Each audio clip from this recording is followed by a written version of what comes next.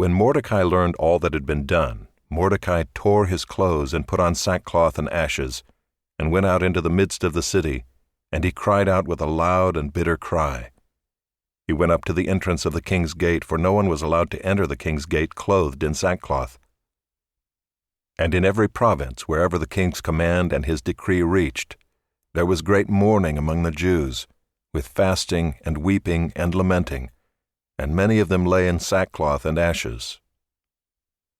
When Esther's young women and her eunuchs came and told her, the queen was deeply distressed. She sent garments to clothe Mordecai, so that he might take off his sackcloth, but he would not accept them. Then Esther called for Hathach, one of the king's eunuchs who had been appointed to attend her, and ordered him to go to Mordecai to learn what this was and why it was.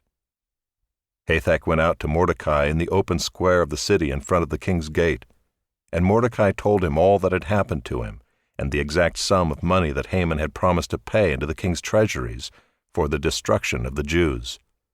Mordecai also gave him a copy of the written decree issued in Susa for their destruction, that he might show it to Esther and explain it to her and command her to go to the king to beg his favor and plead with him on behalf of her people. And Hathach went and told Esther what Mordecai had said. Then Esther spoke to Hathach and commanded him to go to Mordecai and say, "All the king's servants and the people of the king's provinces know that if any man or woman goes to the king inside the inner court without being called, there is but one law, to be put to death, except the one to whom the king holds out the golden scepter so that he may live. But as for me, I have not been called to come in to the king these 30 days." And they told Mordecai what Esther had said. Then Mordecai told them to reply to Esther, "Do not think to yourself that in the king's palace you will escape any more than all the other Jews. For if you keep silent at this time, relief and deliverance will rise for the Jews from another place, but you and your father's house will perish. And who knows whether you have not come to the kingdom for such a time as this?"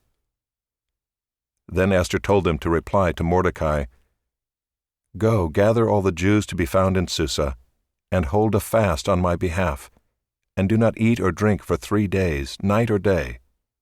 I and my young women will also fast as you do.